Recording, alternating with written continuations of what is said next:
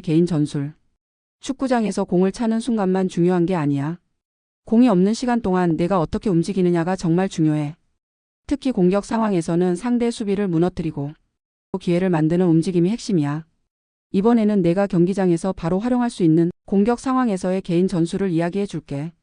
공격 움직임의 기본 원칙. 무엇보다도 공격 상황에서 90분 동안 머릿속에 계속 집중해야 할 대원칙이 있어. 바로 공격에서는 무조건 상대 멘투에게서 떨어진다는 거야. 상대 멘투가 널 밀착해서 따라올 때 그와 거리를 벌리면 공간이 생기고 공격 기회를 더 많이 만들 수 있어. 이를 위해 상대의 움직임을 잘 읽고 예상치 못한 방향으로 움직이는 연습이 필요해.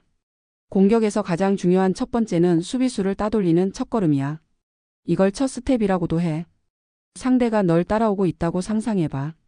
이때 천천히 움직이다가 갑자기 반대 방향으로 빠르게 움직여봐. 상대는 순간적으로 반응하기 어려워서 너를 놓칠 가능성이 커져. 예를 들어 상대가 오른쪽으로 따라올 것 같으면 왼쪽으로 빠르게 방향을 바꿔. 이런 움직임이 성공하면 너는 즉시 공간을 확보할 수 있어. 두 번째는 공간으로 들어가는 타이밍이야. 공을 받으러 갈 때 너무 빨리 움직이면 상대가 미리 준비할 시간을 주고 너무 늦으면 패스를 받기 힘들어. 그래서 공이 패스될 순간에 맞춰 움직이는 게 중요해. 예를 들어 미드필더가 공을 찰 준비를 하고 있으면 상대 수비 뒤로 빠르게 뛰어 들어가 봐. 상대가 너를 따라오지 못하고 네가 유리한 위치를 차지하게 될 거야. 이러한 상황을 꾸준히 만들어내는 것이 중요해. 예를 들어 상대 수비가 너를 따라다니며 공간을 압박한다면 너는 한 방향으로 천천히 움직이다가 갑자기 속도를 높여 반대 방향으로 빠르게 돌파해봐.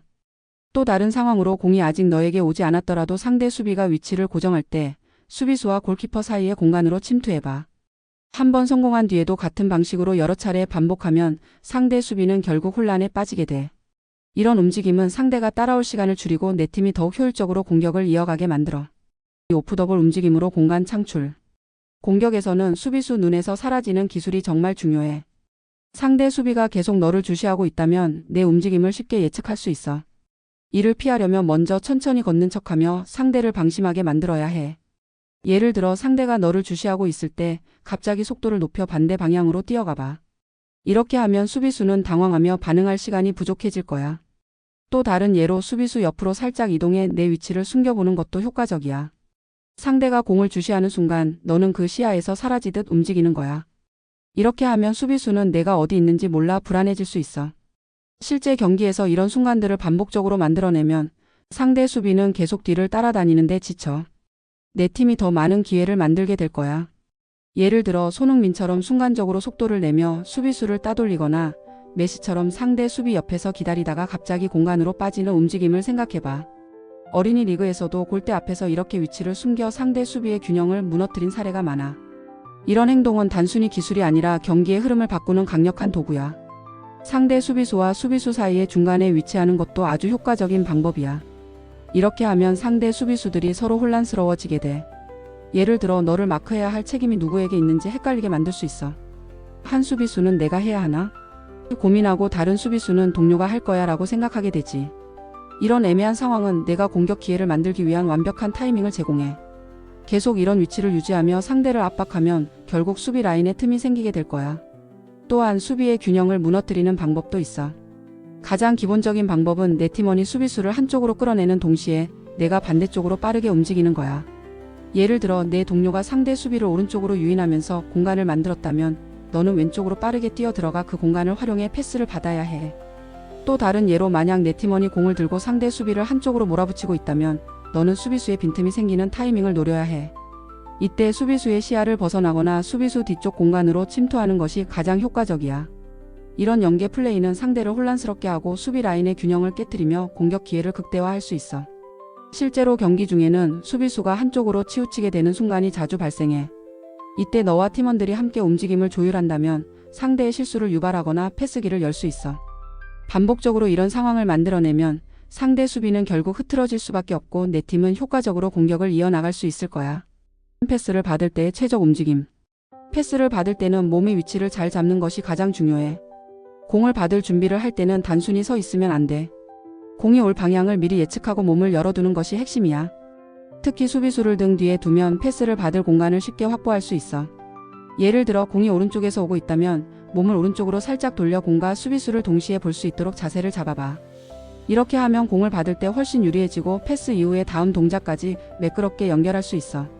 또한 패스가 올 때 수비수의 눈앞에서 단순히 기다리지 말고 적극적으로 움직이는 것이 효과적이야. 예를 들어 수비수 앞에 있다가 공이 패스될 순간 빠르게 옆으로 이동하거나 예상치 못한 방향으로 방향을 바꿔봐. 이런 움직임은 수비수를 당황하게 만들고 내 위치를 놓치게 할 가능성을 높여줘. 실제로 경기 중에는 이렇게 끊임없이 움직이며 상대를 혼란에 빠뜨리는 것이 공격 성공의 열쇠가 될 수 있어. 특히 중요한 순간에는 수비수와 패스 경로를 모두 고려하면서 움직여야 공을 안전하게 받고 다음 공격으로 이어질 수 있어. 이런 디테일 하나하나가 경기 흐름을 바꾸는 중요한 차이를 만들어낼 거야.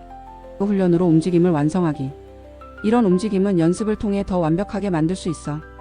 예를 들어 집에서 의자를 골대라고 생각하고 그 주위를 돌며 공간을 찾아가는 연습을 해봐. 친구랑 같이 연습할 때 한 명은 공을 패스하고 다른 한 명은 어디로 뛰어갈지 모르게 움직이며 패스를 받는 연습을 해보는 것도 좋아. 움직일 때마다 공격이라고 외치며 의식적으로 방향을 바꾸는 연습을 하면 경기장에서 훨씬 자연스럽게 움직일 수 있어. 하지만 이런 움직임 훈련은 반드시 스스로 해야 해. 머리로는 이해할 수 있더라도 몸으로 훈련하여 자동으로 반응이 나오도록 해야만 경기에서 효과를 볼 수 있어. 예를 들어 상대가 갑작스럽게 방향을 바꿔도 내 몸이 자연스럽게 따라갈 수 있도록 반복적으로 연습해야 해. 이런 훈련은 단순히 팀 훈련에서 이루어지는 것이 아니라 혼자 시간을 내어 지속적으로 해야만 가능해. 몸이 기억할 때까지 끊임없이 훈련하자. 내 움직임 하나가 경기 흐름을 바꾸는 핵심이 될 수 있다는 것을 잊지 말아야 해. 감독님이 경기장에서 움직임에 대해 따로 훈련시키지는 않는다. 감독은 보통 전술의 큰 그림이나 팀 플레이를 조율하는 데 주력하기 때문에 개인의 움직임과 같은 세부적인 부분은 각 선수가 스스로 책임지고 훈련해야 해. 이 과정에서 선수들은 자신의 약점을 파악하고 움직임을 반복 연습하며 몸으로 기억하도록 노력해야 해. 이는 선수 각자가 자신만의 움직임을 익히고 경기 상황에서 자동으로 반응할 수 있도록 반복적인 개인 훈련이 중요하다는 뜻이야. 예를 들어 하루에 20분씩이라도 시간을 내어 특정 움직임을 집중적으로 연습하는 것이 좋아. 공 없이도 간단한 스텝 연습을 하거나 수비를 따돌리는 방향 전환 동작을 반복하는 훈련이 효과적이야. 이렇게 작은 노력을 꾸준히 쌓아가면 경기 중 자연스럽게 몸이 반응하게 되고 내 플레이가 훨씬 더 날카로워질 수 있어. 오늘 이야기한 기본 원칙을 생각하며 내 훈련에 적용해봐. 이제부터는 내 차례야. 팀을 위해 그리고 너 자신을 위해 이 움직임들을 연습하고 경기에서 활용해보자.